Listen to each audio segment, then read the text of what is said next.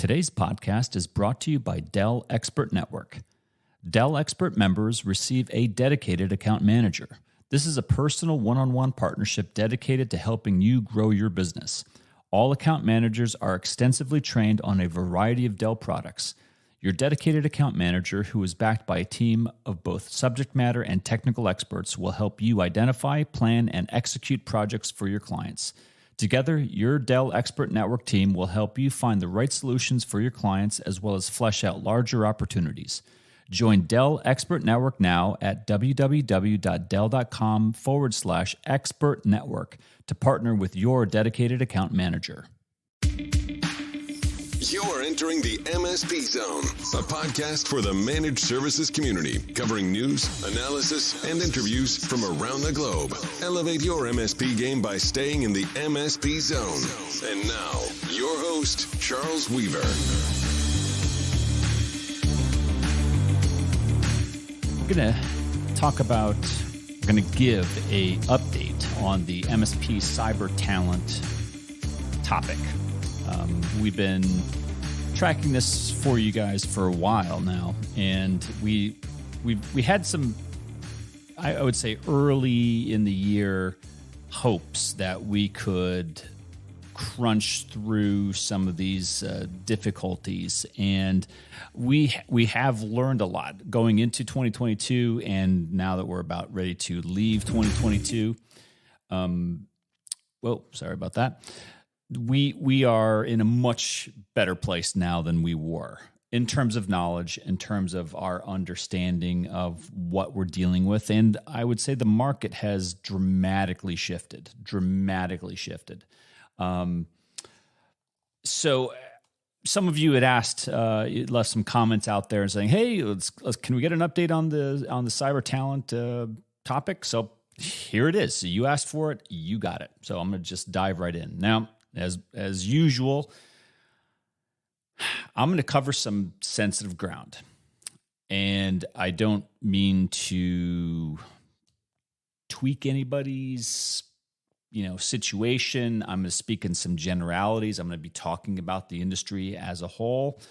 So don't get offended. Don't get bothered. Don't get, oh man, you're not talking about my company because we only hire the best cyber talent people out there. Well, great. I'm sure you do. I'm not talking about anybody in specific. I'm talking about the industry as a whole, and I'm just going to give you what you asked for, which is an update on the topic. So here it is.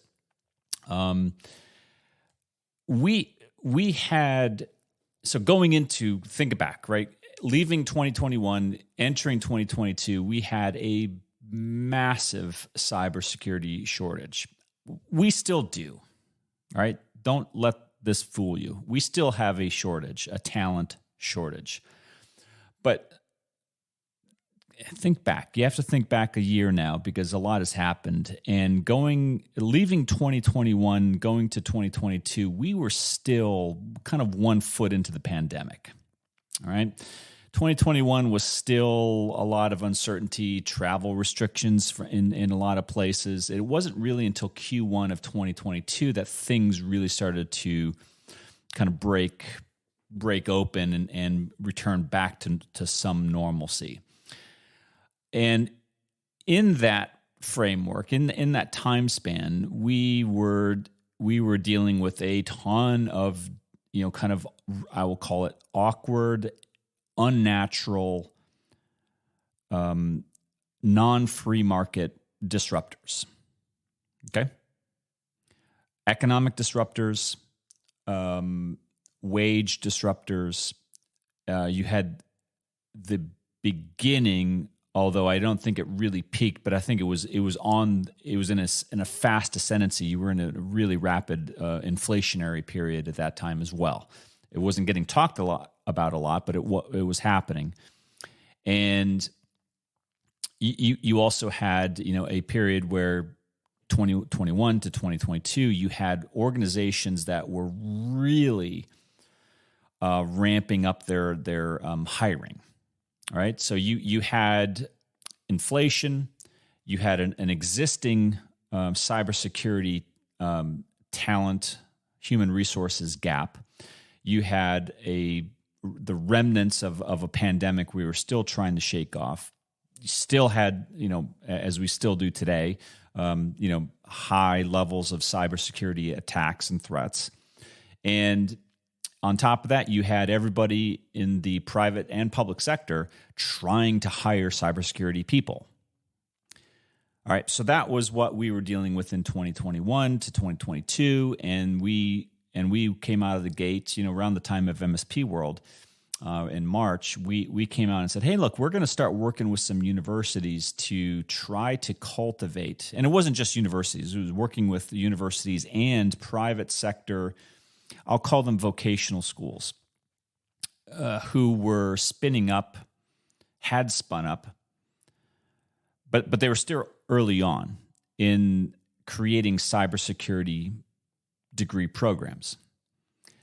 And that was our hope. That was our sincere hope that kind of emergence of I'll call a secondary market of cybersecurity technical talent would be pumping out people, at a greater rate than we've been used to before, and that would start to alleviate the situation with the MSP sector. I will say that as of today, that did not happen. Now, I'll be the first to admit it. I don't think it happened. I think that the cybersecurity educational market has largely failed us. Now, you may be out there in that community. You may be an educator. You may be working for one of these schools. You may be a graduate. You may be someone who's just going in there. You may be someone who just cut a big check. I am very, very sorry. Remember, I'm talking in generalities, folks, so do not get angry. This may or may not apply to you. I'm just talking about at a very high industry-wide vantage point. I believe that the cybersecurity educational market has failed us, at least in the MSP sector, and I'll give you some reasons why. I think that the cybersecurity training and education business model was spun up so fast in response to a still legitimate problem, and that it largely overpromised and underdelivered, meaning that the graduates of most of these programs are and still have today wildly exaggerated notions of what they're worth out in the market. They don't have experience. And yeah, they'll tell you they have experience, but they don't. They don't really. They have lab experience, which is not the same. They don't have work experience. Having a laboratory experience in the school that you're paying for your certificate or your degree or whatever it is that you're going through, them giving you lab experience, even if it's giving you experience with an actual tool, as good as that is, and I'm not saying there's anything bad or wrong with that. Those are good things. I'm just saying that experience level and that certificate or that degree does not make you a six-figure SOC analyst capable of being hired on and you're 1 or 2 years away from being a CISO. Sorry, not going to happen. Why am I saying this? You may be saying, Charles, what are you talking about? We've been hiring these people left and right. I don't know. Maybe you have, maybe you haven't. I've been talking to actual MSPs who have been looking at these people. Some of them have hired them. Some of them have just looked at them, given them an evaluation and said, thanks, but no thanks. So I'm not giving you just a pull it out of my hat type of analysis, folks. I've been talking to a lot of MSPs this year. A lot of MSPs who do a lot of hiring of people in technical roles, specifically cyber. I'm relaying what they have told me. All right? Don't shoot the messenger. I'm just giving you what I've been told. Okay? And I'm piecing together my own analysis as well. But it's factual data from actual MSPs is the point.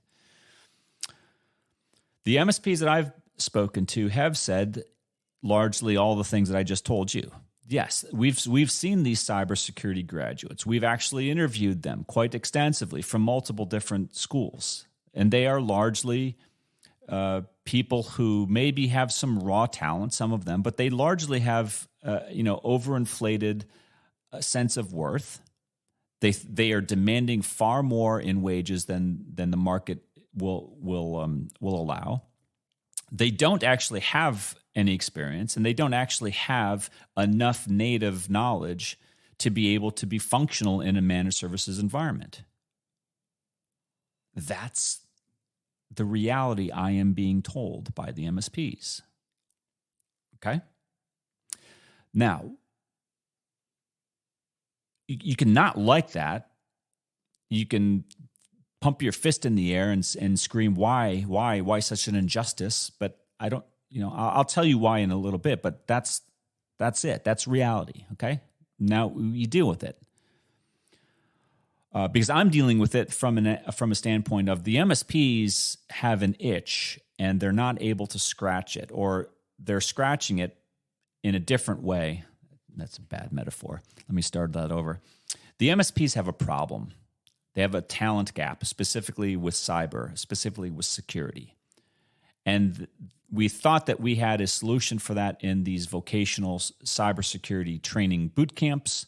And I think for the most part, maybe there's a few that are really good, but for the most part, I think the ones that we've looked at, they're not worth anything. A lot of them got subsidies from the government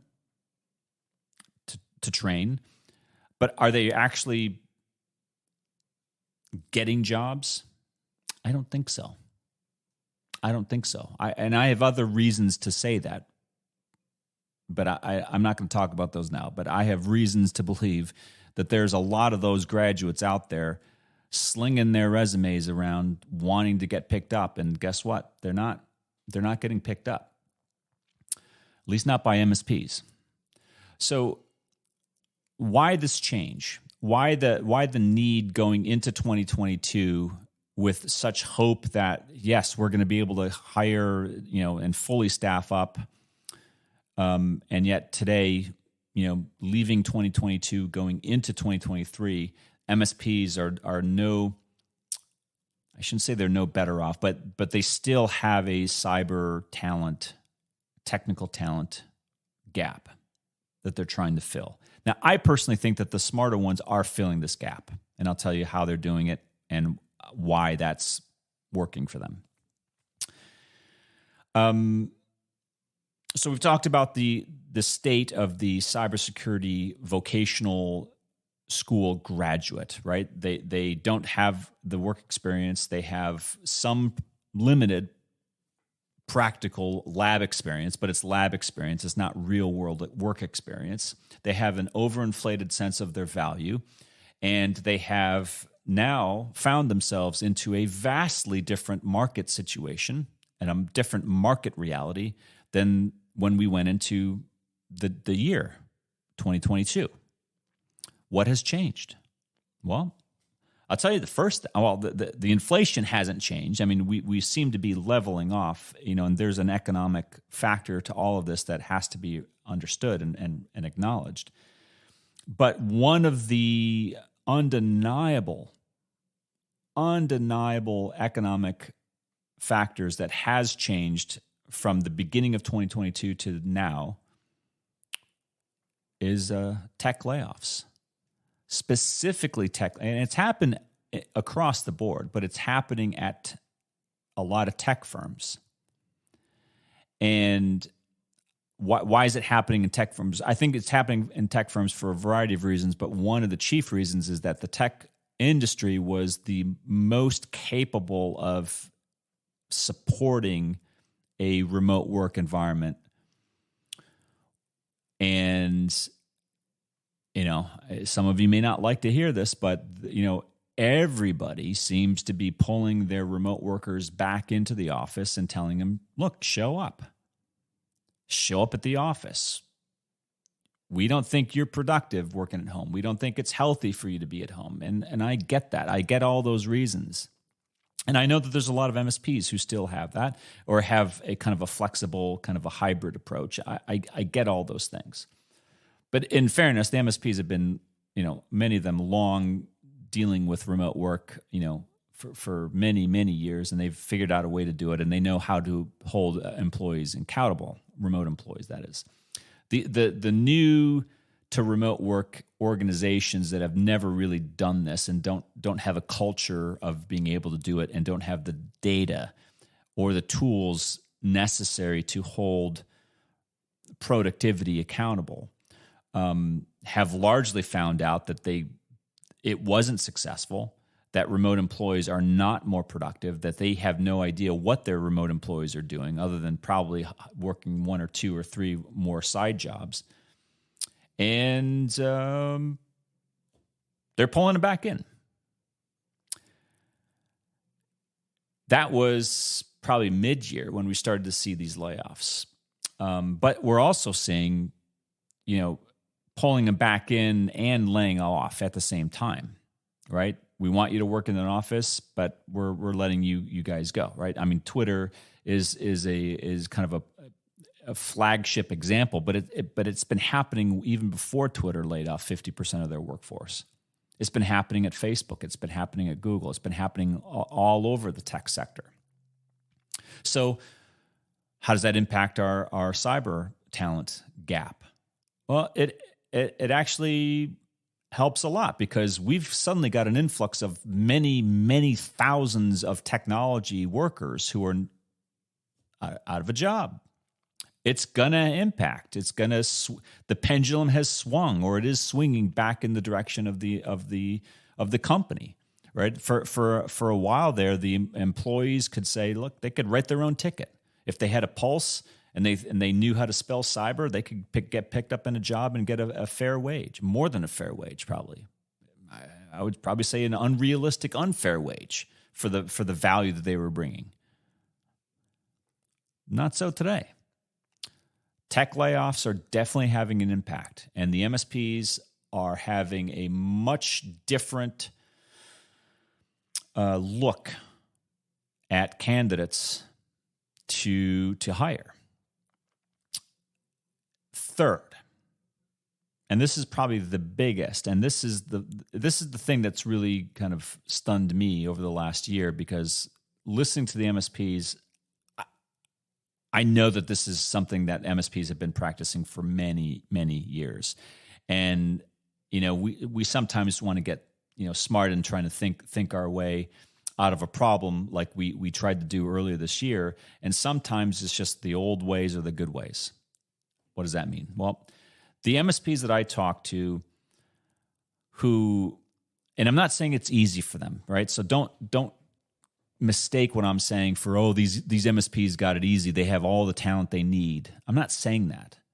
They have struggles just like everybody else. What I'm saying is the MSPs that I talk to who have this figured out, they struggle with finding good people. But when they do find people, they know how to find them, they know how to vet them, they know how to train them, and that's what matters. And MSPs that have figured out sources of talent pools typically do so not in the cybersecurity education space, but they do so from the customer service sector. I have heard too many MSP executives tell me, I will hire a waiter, a call center person. I will hire a customer service. I'll hire someone with retail experience, with public retail experience. Waiters, retail, call centers, service industry folks. Why there? Why, there's no mention of cyber anywhere. Why from those sectors? Because they have a skill set that is very hard to train to a technical person, and that is how to deal with people who are angry, who are upset, After all, part of the MSP business, other than being services, right? It's in the name. It's the S in MSP.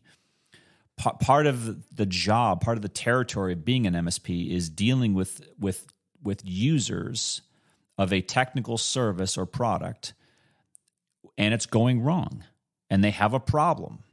And they call up the MSP and say, hey, I'm frustrated. I'm trying to do this thing, and the thing that you guys are selling, you sold us, or the thing that you are managing for us doesn't work. Or maybe I don't work. I'm not using it the way it should. But the point is, I can't get what I need to get done. Help me. I'm frustrated. Those are skill sets that people who have dealt with the public have. They know how to deal with someone who's hungry and they're waiting for their food and the food has been delayed. They know how to deal with someone who's waiting for a room, but the hotel cleaning staff hasn't cleaned it, so it's not exactly ready yet. They know how to deal with rejection because they used to work in a call center and they're used to dealing with people on the phone who constantly hang up on them or tell them off. What the MSPs have learned is that they can teach the technical a lot faster than they can teach the customer service.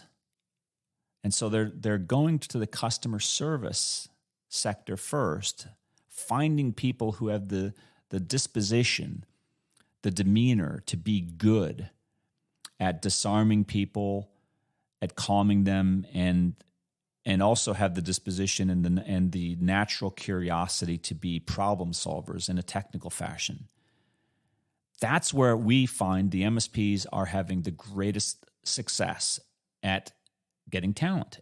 And it's not from the cybersecurity sources. So the takeaway here, some of you may be saying, Charles, what are you saying? Should we stop looking for cybersecurity graduates? No, I'm not saying that. But look, if you need a VP of security, if you need a CISO, if you need a chief information officer, if you need a CTO, these are technical positions. A director of managed services, these things are all professional grade positions that require, if not a degree, then certainly they require sufficient work experience and knowledge to possess those positions. For everybody else, tier 1, tier 2, tier 3, perhaps, in technical or NOC or SOC environments, I don't know if the security graduate sector is honestly serving the best needs of the MSP sector right now. I just don't know. I haven't seen it. And I'm sure a couple of you MSPs out there have made these hires from these locations. I'm sure you have. And I don't mean to say that you've hired poorly. I'm just saying from a industry-wide standpoint, what we are seeing is a major shift in the economics, number one, large-scale layoffs from mostly technical companies. And we're seeing MSPs who have a very specific skill set that is not being taught, even by the cybersecurity training centers. The MSPs are not being, the graduates are not being taught a skill set that is of value to the MSP professional sector. Now, yes, that's disheartening. I'll be the first one to admit it. I was a little bit, in prepping for this episode, I was a little bit discouraged, but at the same time, it gives me hope because the MSPs, like they always do, are figuring stuff out for themselves. They're figuring out how to solve a problem that nobody else has bothered to solve for them. And while I had hopes that the cybersecurity training centers would be filling that goal, filling that need, we have to acknowledge, as I am, that I don't believe they have. I don't think that they will, or at least not in the near future. I don't think they get what the MSPs need. I've had enough conversations with these cybersecurity training centers to understand that they don't understand the managed service provider. And I'll tell you this. The MSPs are probably, for the near term, far better off developing good documentation, good policies and procedures, good training materials, and having a solid onboarding and ongoing training program within their MSP practice. If you invest in that and you start to source from the customer service sectors, you will have a far better chance of recruiting and hiring and maintaining really good talent within your company. There it is, folks. I can't say it any more plainly. And do I hope that maybe the cybersecurity community, or maybe the 4-year, 2-year degreed schools, or even vocational schools will create something unique? Well, I do hope that. We're still talking to people, but for the time being, I think the MSPs have as good a grasp on where to find the right talent for the needs that they have, and it's not coming from the cybersecurity schools. If you have a perspective other than, and it doesn't have to be other than, if you just have a perspective, if you have a comment, I'd love to hear from you guys, because again, I'm trying to consolidate and crystallize the opinions of a lot of different MSPs I've talked to. And I just did that. But if you have maybe a slightly differing opinion or different take on this, I'd love to hear it. Send an email, drop a comment out there, whatever. Participate in the conversation, because we'd love to hear from you. But that's my take. I don't think it's necessarily bad, by the way. I do think that there's a positive outcome to this, which is we can figure this out, and we can continue to source good human talent. And hey, that's the good news that I take away from all this, is that MSPs are still hiring. They still need to hire because they are growing. And that's always, in my book, a very positive thing. Thanks for listening. If you enjoyed today's episode, please give us a like. Make sure you are subscribed to the podcast so you will get notified when future episodes are released. We will see you next time in the MSP Zone.